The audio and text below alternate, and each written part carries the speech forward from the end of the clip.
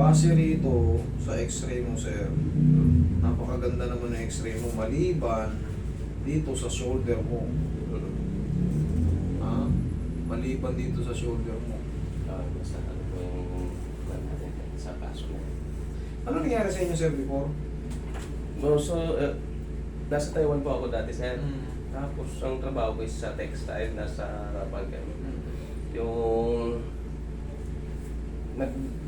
naghahatak ako ng cart na may lamang na tela na pagbigat na nasa 500 kilos, pero okay naman hatakin, magaan naman.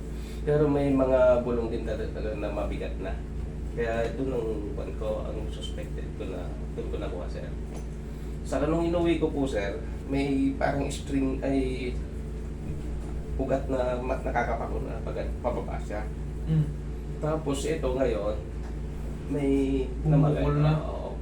Sir, ito kasi, base rito sa ano, kasi kanina wala pa kayo sinasabi sa akin, nakita niyo naman kung paano ko i-assess. Dito kasi ito mga to, okay naman to. Pero ito, hindi to okay. Bakit? Hindi ganyan kaluwag ang x-ray ng ano, ang ordinaryo sa shoulder. Ang ordinaryong x-ray, ganyan. Ganyan ang ordinaryong x-ray pag good ang shoulder nyo. Kahit nakapatong yan, good yan. Yan talaga ang x-ray. Pag naka-normal ka, naka-ganyan, in x-ray ka naman. Good yan. Pero ito, naka-normal ka, tapos ang luwang ng space dyan, ibig sabihin yan, nag-react o maaring yung tendon nito, umigkas. Siyempre, itong clavicle, connected yan dito, malalaman mo, bubukol yan. Pag sira na yung dito sa connection dito, aangat to. Kasi pag pupuwersa tayo, pag kulang yung mga kapit na ganyan, ganito, maaaring sir, itong nalagot sa'yo, sir. Yan, ganyan. Nalalagot po yan, no? Nalalagot po yan mga yan. Saka ito, sir, pag normal lang po yung pan ko, yung kilos ng shoulder ko.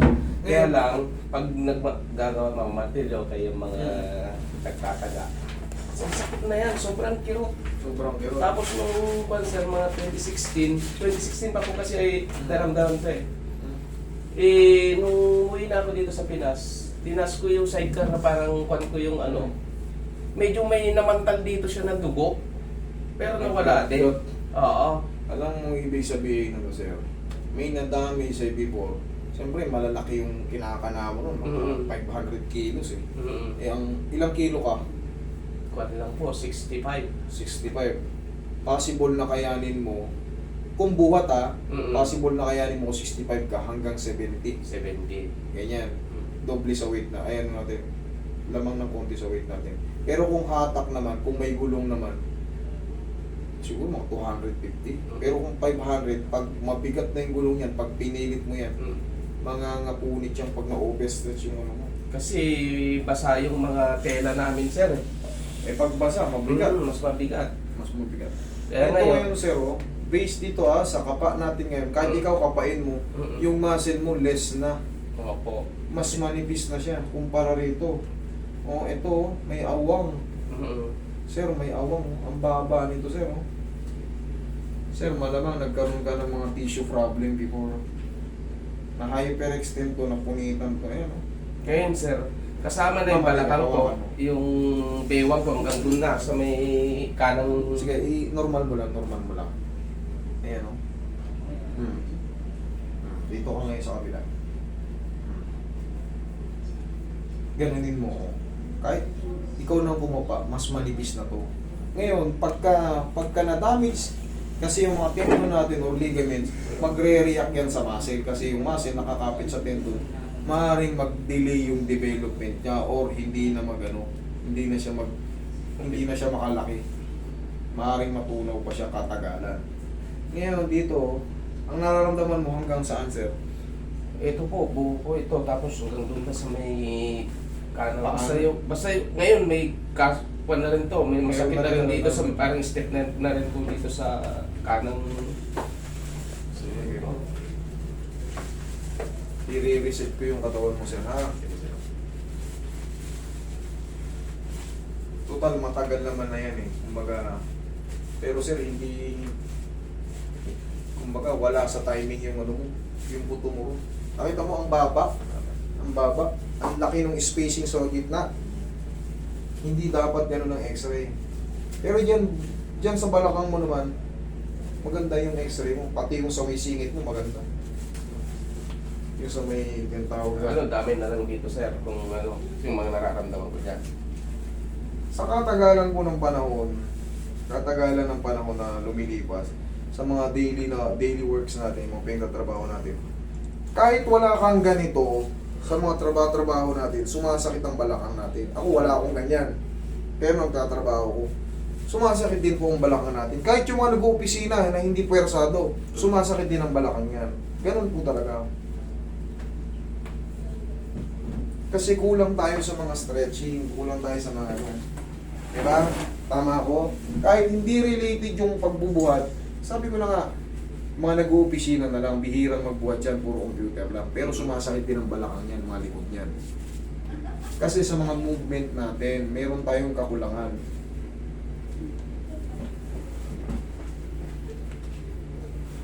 Tingnan mo, inangat natin. Lumalagotok. Maganda yan. Ikaw ang patagilan. Yan. Ito naman, para sa katawan mo na to, para sa spine ko.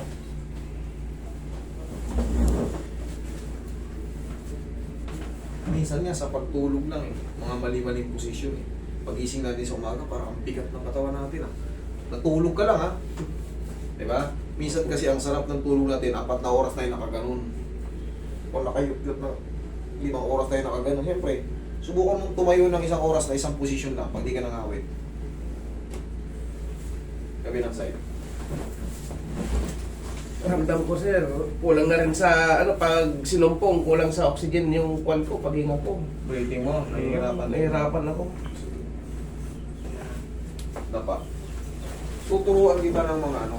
Pag sa mga breathing ang problema nyo, kahit pa paano yung puso nyo, exercise nyo rin sa umaga, sumigaw kayo sa umaga, gano'n no? Ha! Umanom kayo sa umaga para magandang breathing natin tsaka sa ano ng puso. Tapos pag low spread, kaliwa. Low spread, kaliwa, iangat nyo.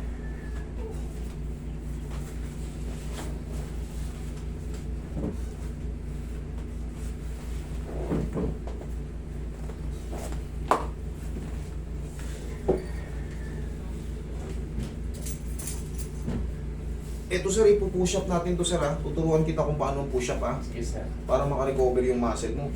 Numipis eh. Baka habang tumatagal, baka lumipas ang 2 taon hanggang 5 taon, mas manipis pa.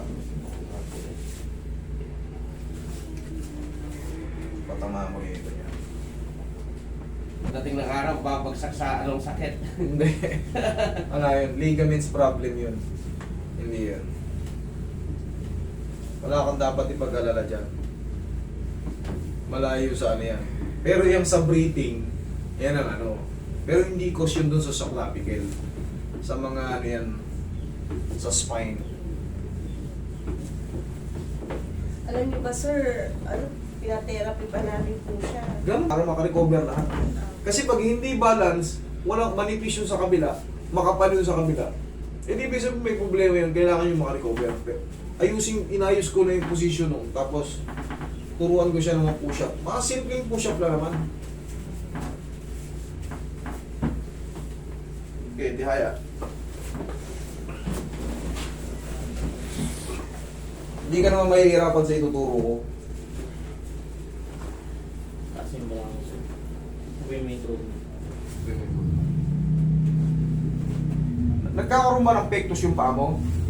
Kumaga pag naglalakad ka, kung may pectus ba? Meron. Hindi ka ba na mild stroke? Hindi naman. Okay.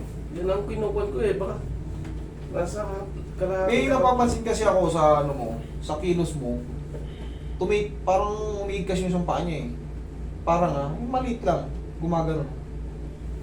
Okay, inhale. Exhale. Diyan ka lang muna, huwag kang tatayo. Checkin ko lang kung ano. Ito bang paa mo kaliwa? Hindi naman pag naglalakad ka, hindi gumaganon. Wala naman master. Okay, good.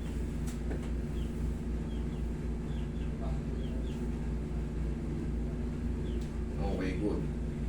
Yan yung mga, pag na-mild stroke kasi, ang tigas ng paa.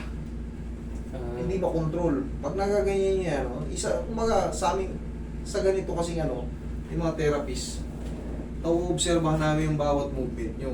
Kaya tatanungin ko rin kayo, i-confirm ko sa iyo kung epekto sa bang ganun. Hindi na. Hindi naman. Okay naman din yung lambot eh. Kasi yan, tumitigas yan pag na, nakikita nyo, nai-stop gumaganon. Oo. Hindi may angat yung... Tumitik, naangat kaso, may, parang pumipigil. Kahit mild stroke. Yung iba nakaka-recover yung kamay, pero yung paa, nakakalakad kaso tumitigas. Sa dami ko lang kinarating tao ito. Eh, masakit dito. Masingit. Sige.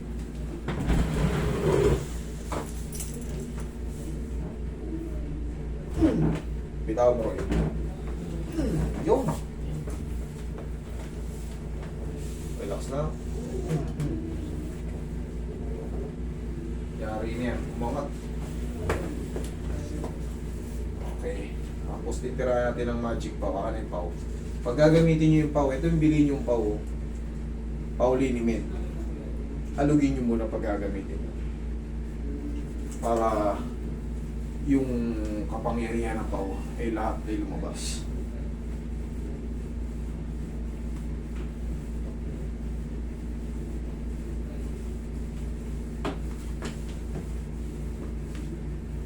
Naka 7 ano pala siya, naka 7 7 session na siya. sessions po.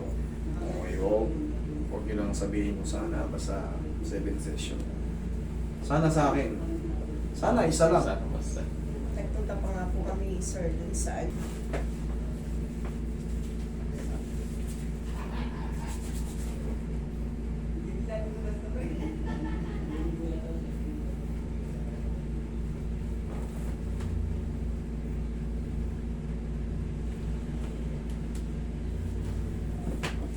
Oo.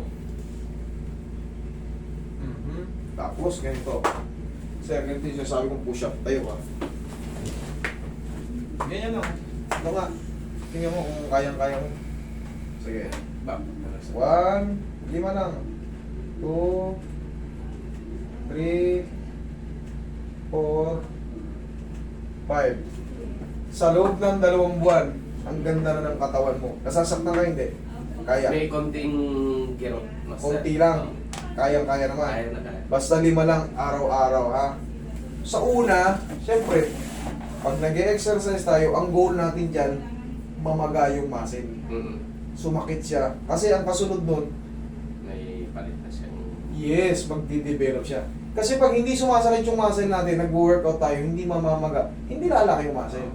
Sa una talaga mararamdaman mo talaga, parang Saka nararamdaman ko, master, pag itong banda na to, pag dinidiin ko, tapos nahikot ko, tapos naabot ko yung parang litid siya, yun ang parang, yun talagang nagdadala ng sakit, yung pain, yung parang malit na naabot ng pagdiin ko. diinan mo yan, gumanong ka. Ay, Konti na lang. O, kita mo, iba na, may changes na. Ngayon, 4 to 5 days, mas mag-change pa yan. O, kita mo, kahit anong hanap mo, wala. O, diba? Ngayon, sir, hayaan mo lang muna lumipas yung mga araw kasi meron tayong tinatawag na healing process na. Okay? Basta yung tinuro ko lang sa yun lang. Tapos, haplusin mo lang siya ng pau araw-araw, ha? Sige, master. Pag after mo mag-workout, gamitin mo lang ng pau. Tanda mo, after mag-workout, ha? 5-5 lang araw-araw. Pag kaya mo na yung 10, eh, di mas maganda. Pero 5-5 lang muna tayo, tapos haplusin mo lang. Kaya nag-aalangan na rin ako magkikilos ng medyo mabigat kasi pag ikaw napagkagising. Yan kasi safe. Paangat yan eh. Mm. Pag nagbuhat ka kasi ng bigat, pababa. Tandaan mo, ang dislocation ng shoulder, puro pababa. Hindi mo yan madidislocate ng pataas kasi may kalso yan, may tinatawag yan na AC. Oo. O, di ba? Okay? Sige, master. Thank you po.